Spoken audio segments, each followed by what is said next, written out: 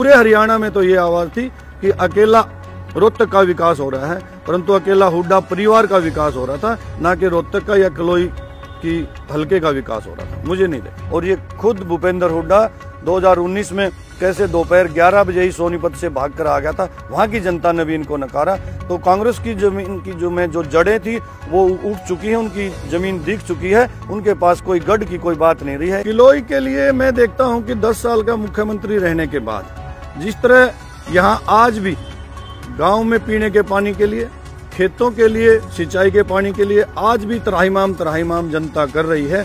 कोई इस तरह का 10 साल के कार्यकाल में, उससे पहले वो सांसद भी यहाँ से रहे हैं, आज अब उनके बेटे भी चौथी बार सांसद हैं और वो अपने क्षेत्र का विकास नहीं करा पाए।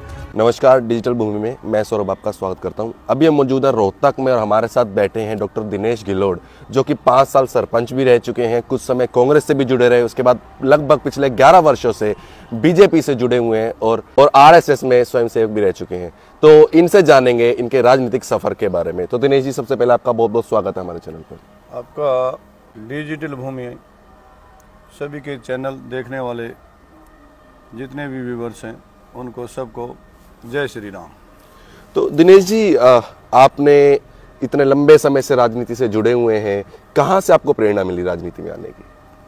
देखिए, प्रेरणा तो मैं राजनीति में सबसे पहले मेरा गांव गिलोड़ कलां, जिला रोहतक, उसमें सरपंच के लिए मैंने चुनाव लड़ा और मेरे गांव वालों ने इतना प्रेम दिया, मेरे एकले को चुना। उनका जो प्रेम और जो उनका आशीर्वाद मुझे मिला, उससे ही मुझे प्रेरणा मिली राजनीति में आने की। मैं सेवा के लिए गांव में सरपंच का चुनाव लड़ना चाहा था और वही मैंने पूरे 5 साल तक गांव की सेवा अपने तन मन धन से वो की।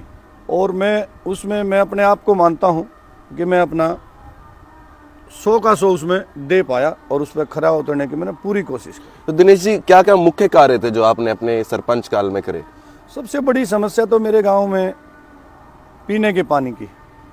पीने का पानी मेरी माताओं बहनों को दूर से लेके आना पड़ता था, सिर पे ढोना पड़ता था। वाटर सप्लाई काफ़ी सालों से थी परंतु रद्द पड़ी थी और कुछ ही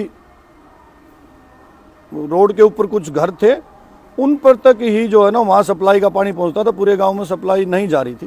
तो मैंने सोचा कि किस तरह हर घर में सवत जल जाए और हमने पूरी इनलेट चैनल और आउटलेट चैनल, जो नहर से पानी आता है वो भी, और जो गांव में जाता है जिस पे हम जाके टूटी लगाते हैं, घर में कनेक्शन देते हैं, वो भी हमने पूरी की पूरी वो चैनल चेंज कराई और हर घर में सवत जल पहुँचाने का काम हमने पूरे 5 साल तक लगातार किया। एक भी घर ऐसा नहीं जो हमारा 20 फीट हाइट के ऊपर गांव में, क्योंकि गांव की जो बस्ती होती थी पहले ऊंचे टीले पर गांव बसता था, उसी तरह मेरे गांव का भी भौगोलिक क्षेत्र ऐसा ही है।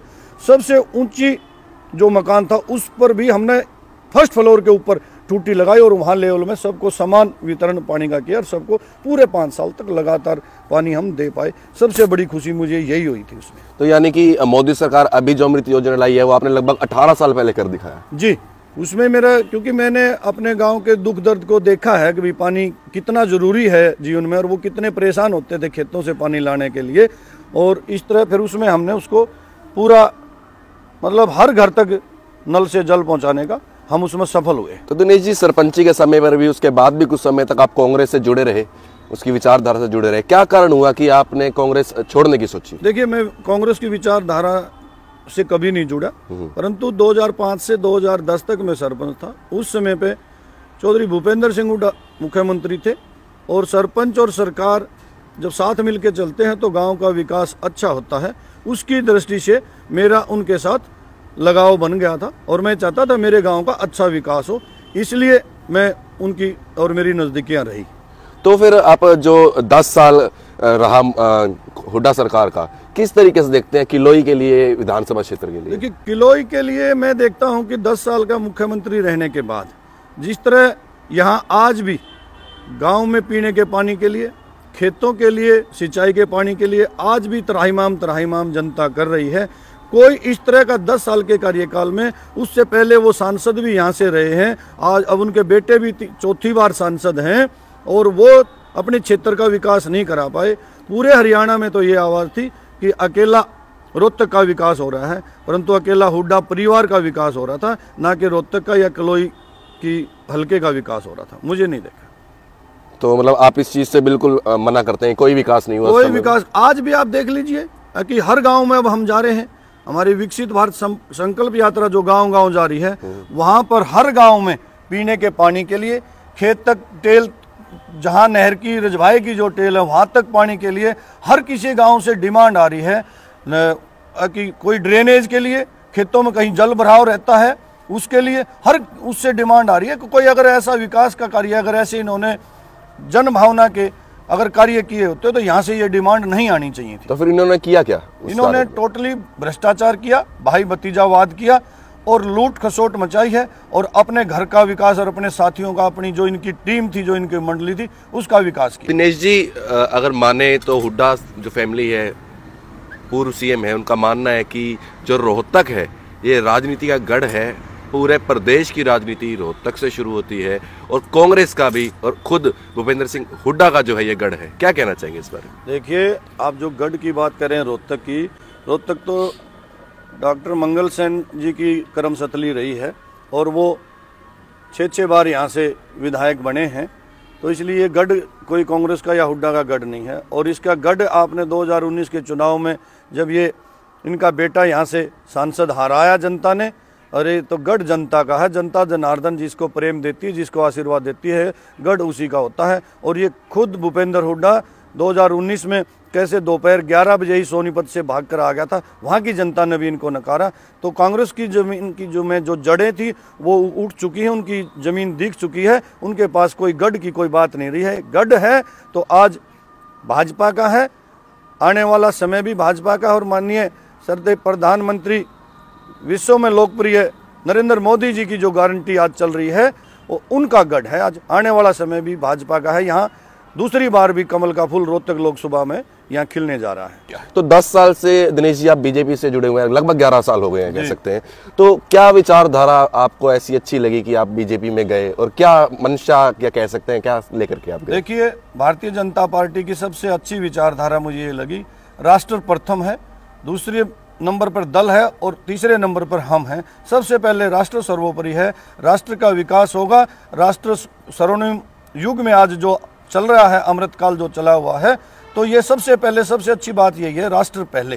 राष्ट्र की भावना से और स्वयं की प्रेरणा से मैं स्वयंसेवक बना और मैंने भारतीय जनता पार्टी ज्वाइन की, और माननीय मोदी जी के विचारों से और पूर्व स्वर्गीय प्रधानमंत्री अटल बिहारी वाजपेयी जी के विचारों से मैं प्रभावित होकर मैंने भारतीय जनता पार्टी ज्वाइन। तो 11 साल में क्या क्या जो है आपको जिम्मेदारियां मिली हैं बीजेपी में? देखिए, मुझे जब मैंने पार्टी ज्वाइन की, यही वो स्थान था जहां पर मैंने पार्टी में ज्वाइनिंग की थी, और उस समय के हमारे प्रदेश अध्यक्ष रामविलास शर्मा जी और माननीय संगठन मंत्री जी, वो खुद जिन्होंने मेरे को पार्टी ज्वाइन किया, तो मैं जिले में लेकर, जिले के जो पद हमारे संगठन के होते हैं वहाँ से लेकर और प्रदेश तक मैंने भिन्न जिन जिम्मेवारी जो संगठन ने दी, मैं उस पर खरा उतरने की कोशिश करूँ, और विभिन्न जिम्मेवारियों पर मैं रहा हूँ।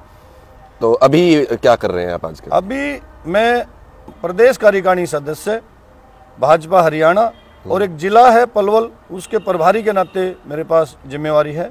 इससे पहले मैं, हमारा शताब्दी विस्तारक योजना केंद्र की तरफ से आई थी, उसमें 2 साल तक मैं गुड़गांव लोकसभा का विस्तारक के नाते घर परिवार को छोड़कर पूर्ण समर्पित पार्टी को संगठन के काम में लोकसभा गुरुग्राम में मैंने काम देखा, और वह लोकसभा गुरुग्राम हम दूसरी बार फिर वहाँ पे हमारा भाजपा का कमल खिला, इससे मुझे बड़ी खुशी हुई। दिनेश जी, एक प्रश्न आता है जहन में, तो बहुत रुचि आ रही है उसको लेकर के कि 5 साल आप सरपंच रहे, उसके बाद अब तक कितना समय हो गया आपने कोई इलेक्शन नहीं लड़ा है, अब इच्छा नहीं है या क्या कारण है? देखिए, राजनीतिक पार्टी के कार्यकर्ता हर किसी की इच्छा होती है और होनी भी चाहिए, परंतु चुनाव लड़ना और लड़ाना ये अकेले मेरे हाथ में नहीं है, किसी भी कार्यकर्ता के हाथ में नहीं होता। संगठन सर्वोपरि है, संगठन जो आदेश करता है, और संगठन कहेगा चुनाव लड़ना है तो हम चुनाव लड़ने के लिए तो 2014 में भी तैयार थे, और आज 2019 में भी तैयार थे, परंतु संगठन ने हमारे ऊपर भरोसा नहीं किया या हमारे पे इतना विश्वास संगठन को नहीं हुआ कि हम ये चुनाव जीत पाएंगे। इसलिए संगठन ने दूसरे हमारे साथियों को, पहले धर्मवीर हुड्डा को 2014 में टिकट दी, 2019 में सतीश नांदल जी को टिकट दी। हमने सहर्ष स्वीकार किया, जो संगठन का फैसला था। हमने सबने साथ मिलकर चुनाव लड़ा और अच्छा चुनाव लड़ा, अच्छी वोटें हमारे को प्राप्त हुई। तो दिनेश जी, भारी संख्या में लोग आपसे जुड़े हुए हैं, तो कभी ऐसा जहन में आता कि निर्दलीय लड़ लिया जाए? नहीं, देखिए, मैं संगठन का सिपाही हूँ। संगठन जो आदेश करेगा तो मैं चुनाव लड़ूंगा, नहीं तो निर्दलीय चुनाव लड़ने का तो मेरी कोई कभी मंशा ना हुई है, ना आगे होगी। दिनेश जी, कल से नया साल शुरू हो रहा है, तो हमारे दर्शकों को, भारतवासियों को आप कोई मैसेज देना चाहेंगे? देखिए, मैं ये चाहूँगा कि जो अमृतकाल है, अमृतकाल की इस बेला में आने वाला अंग्रेजी नववर्ष सबके लिए सुखदायी रहे और सबकी सभी सारी की सारी जिसकी जो भी मनोकामनाएं हैं, जिनकी जो इच्छाएं हैं, वो सभी भगवान श्री राम पूरी करें। और आने वाली 22 जनवरी को जो गगनचुंबी राम मंदिर जो 500 साल से अटका हुआ था, वो उसका वहाँ प्राण प्रतिष्ठा हो रही है और सभी सहर्ष अपने घरों में, अपने प्रतिष्ठान पर 5-5 दिए अवश्य जलाएं। और उस दिन दीपावली जैसा अवसर उस दिन ये होना चाहिए। यही आने वाले साल के लिए जो हमने श्री राम जी से प्रेरणा लेते हुए आगे उनके चरण कदमों पर चलते हुए और उनसे प्रेरणा लेके आगे बढ़ना चाहिए। और सबका साथ, सबका विकास और सबका विश्वास और सबका प्रयास ऐसा हो, सबका भला हो, जगत का कल्याण हो, यही मेरी मनोकामना है। तो ये थे हमारे साथ डॉक्टर दिनेश गिलोड़। इसी के साथ शहर व राज्य की नई ताज़ा जानकारी पाने के लिए जुड़े रहें डिजिटल भूमि के साथ। धन्यवाद।